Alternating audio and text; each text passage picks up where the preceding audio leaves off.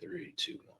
Hey, what's up, everybody? Craig Smoak here with the 365 Sports Newsletter, Baylor Edition, part of your weekly Big 12 newsletter in your inbox every single Wednesday. You can sign up or spread the word and tell others to sign up. I'd really appreciate that over at 365sports.video. You can check out the newsletter there, but the whole intent's to send it to you and get you a part of our mailing list to just be a part of our network of listeners and readers. And so, again, 365sports.video.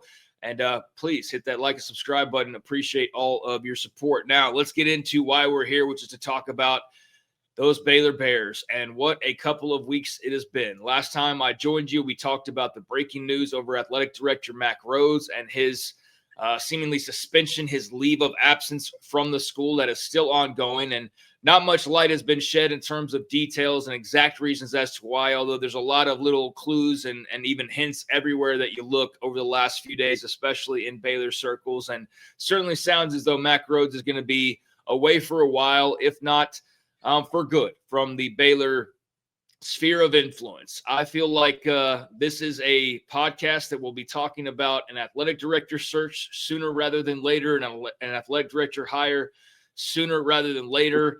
And after this weekend, I'm more sure than ever that we're probably going to be talking about a head coaching search and hire as well. And if not, then I just don't know what 2026 looks like from a Baylor fandom point of view. I'm a big Dave Aranda is a good person guy. I do believe he is a good football coach, but I no longer, and haven't for quite a while now, believe that he is the best fit for Baylor as head football coach. And I don't think that we need too much more evidence to kind of know that at this point.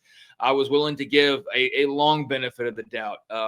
Things are not what they were when he was first brought on board. Obviously, the COVID year. And after that, you got NIL introduced, and then becoming as much of an influence as it was, and realignment. And it's just been a crazy few years, and not the type of situation that he originally signed up for. But you've got to adapt or die. And while others have adapted, Dave Aranda's pretty much stayed who he is. And at this point in time, it's just not inspiring the troops. And it's just not resulting in very good football whatsoever. And now with likely a change at athletic director, even when that doesn't come with any sort of rumors or scandalous nature, what have you, that still ultimately more often than not results in changes at coaching spots, and especially at a school like Baylor in a change at the head football coaching spot, unless you're having such unparalleled success that the athletic director is glad to swoop in and go, well, good thing I don't have to worry about football. But unfortunately for whoever that is probably going to be, although that search is not official, I just feel that it's inevitable. I don't think that's the situation you're walking into if you're any number of candidates that could take the perhaps soon to be vacant Baylor athletic director job. I think you look at what's going on right now, and you look no further than the record over the last 3 years. You look no further than the drought since the greatest year in Baylor football history, that 2021 season that's had since then a highlight of the 8-win season a year ago that ended with the loss to LSU. And that is your highlight since 2021 as a football program. 22, 23, and then 24. Very middle of the road to down years, and no real sign of this thing being on the upswing. And now we get to a point here with just 2 games remaining where we are still talking about them needing to get bowl eligible in a season where we were talking about going in, them being Big 12 title contenders and playoff contenders, and they were the pick of a lot of people. And we were talking about Sawyer Robertson as a draft pick, and we were talking about the talented players on this team. And I still think they have some talent on this team, but I think the fact that they do have some talent on this team is even more damning. That game against Utah on Saturday night was memorable just because a crowd of male students found their way into the upper deck, a basically empty upper deck all around the stadium, scattering of fans here and there, but mostly empty upper deck. And they proceeded to almost fill an entire section by themselves as the shirtless crowd grew, and basically there for a little while took over like the entire stadium, because they were the only thing worth cheering for from a Baylor perspective, and they were the only ones bringing energy from a Baylor perspective, and they're the only ones that seemingly acted like they wanted to be there from a Baylor perspective, all the while all the attention is on this fun, entertaining, exciting group of shirtless male students, which feels weird to say, but you know what I'm getting at.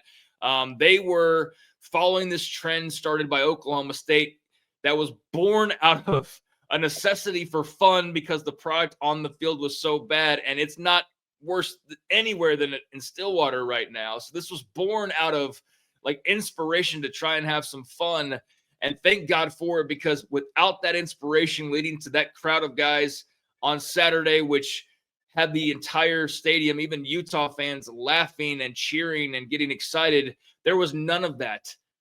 There was none of that at that stadium on Saturday night from just a pure football perspective, and there really hasn't been for far too long now. Not only did you lose to Utah again, as they've just had your number now for all of these recent matchups, but you lost to them 55-28. You didn't even lose close. You gave up 380 yards rushing.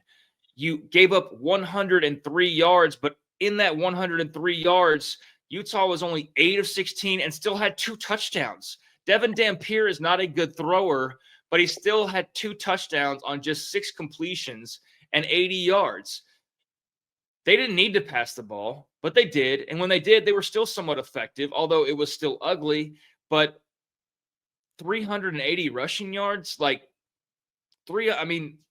for a Dave Aranda coach team, if there were any more signs needed, I don't know what they could possibly even be at this point. They are 5-5 now, the Baylor Bears, after this loss. Fresh off this loss where they've given up nearly 500 yards of offense, including, let me repeat, 380 yards on the ground on 43 carries. And meanwhile, they are not seeing NFL-level performance from their star quarterback and Sawyer Robertson. I don't know how banged up maybe he is. I don't know really what issues there may be outside of just he doesn't have the greatest blocking in the world all the time. And look, Utah's also very good defensively, so you know he was going to have some problems. But there is no consistent run game to speak of. Sawyer was flat out not very good. And, the numbers don't always tell the tale. As much as 380 yards very much tells the tale for Utah as far as a running performance goes. Sawyer had 430 yards passing.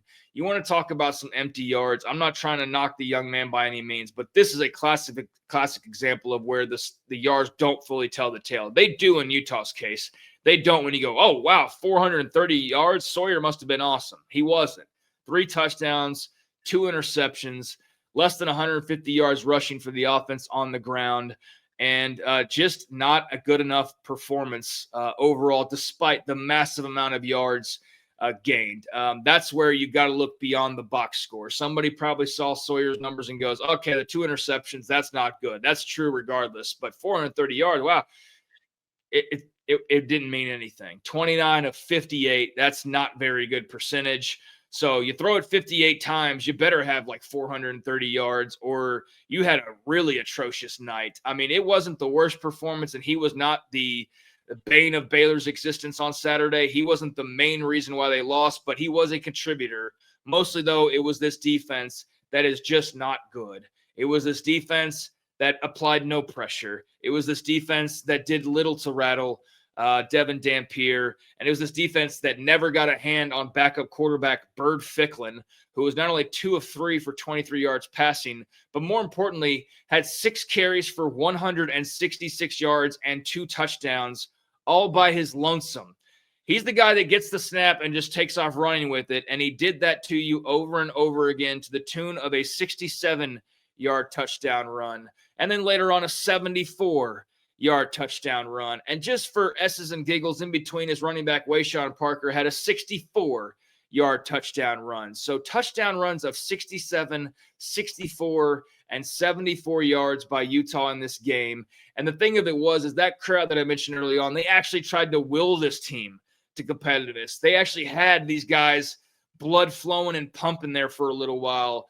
But even when they closed the gap a little bit, it was Bird Ficklin or Wayshawn Parker taking the distance and breaking their backs over and over again. And even the first couple times they tried to get back in the game and the crowd tried to will them.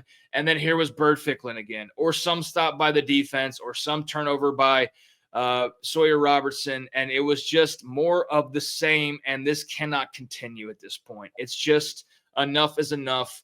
I don't like rooting for people to lose jobs, and I'm not rooting for that in this instance. Plenty of Baylor fans are, and really it's their job to vocalize that. It's their program. They're the ones donating money and supporting. But as an outside observer, and I have been for a decade now at this point, I've seen really bad football, the worst of the worst when it comes to just the feeling around a program. And I've seen the best that Baylor's ever had to offer. And right now we are way more close to the lower end than we are to the top end. And 5 years ago, Dave Aranda had taken them in part with help from others to the top end. And since then, it has been a sometimes slow, sometimes quick descent to the middle and even to the bottom. And Saturday felt like another bottom type moment, just being totally out physicaled and outmanned by a very good and respectable program in Utah, but one that you weren't expecting to give up 400 yards of rushing to and to lose to by nearly 30 points on your home field. Baylor 5-5 has 2 games to remaining. There is no guarantee they make a bowl game. That you would think would be a death knell. Arizona is up next, and it's on the road, and perhaps that's good. At this point, I don't think it really matters where they play. They are who they are at this point, but Arizona is a team that's on a little bit of the heater right now. They've already booked their bowl trip and added another win to get to 7, and they would love to get to 8 for Brent Brennan, a coach whose hot seat has now cooled off immensely, while Dave Aranda has only grown hotter. I don't know what's following in the coming days other than I think they need to make a change. There are obvious candidates out there, and I will spend some future videos, I feel like, talking about those in a more realistic way and in a more official capacity, because I do think that that's inevitable that we're talking about that. And if not, I just don't know how you possibly sell this to your fans. So some big decisions are coming up in the next few days. I hate it for those involved, but man, eventually, no matter how good of a person you are, how great of a mentor you are making big money to play and coach a game. And ultimately, yes, there's the mentorship part of this. And I think this staff has been really good about that. But you also have to win because it's the big picture thing as well. And they are just not doing it enough right now. And even when they do, it's not convincing and it's not substantial and it's not something that you can really hold on to. Do they win one of these next 2 games? I'm not so sure. I don't think they beat Arizona on the road, although I think if they play their best game, they have a chance to. But we will see how that goes. Does it really matter either way? I think it matters if you make a bowl game. I don't know that it matters big picture, but I know one thing. That performance on Saturday night, that's not going to cut it. And you thought the stadium was empty before. Try trotting and run this back out next year with no Sawyer Robertson and no Josh Cameron and no Michael Trigg and so on and so forth. Do you even hold on to your Bryson Washington type players that you do have? You're not going to go to the transfer portal unless like 5 Cody Campbells emerge from your alumni and start saying, here's unlimited blank checks like they have out in Lubbock. Go get the top of the top at every position and fill this roster out. And even then, you're still competing with the Texas Techs and others of the world, so you're not guaranteed to get all the best players. Beyond that, though, that unrealistic scenario, I don't see how you possibly say, well, we're going to go and hit the portal hard and we're going to develop these freshmen and sophomores. I just don't see it at this point. I've been consistent and given Aranda and company time, but after Saturday night, man, the only thing I remember coming out of that game outside of just further disappointment were those fans in the crowd. That was the highlight of the game. And so far, it's in the running for being the highlight of the season. And that's just not going to cut it. Until next time, please hit that like and subscribe button. Check out the newsletter at 365sports.video. And thanks to Garrett Ross behind the scenes. Talk to you next week. I'm Craig Smoak.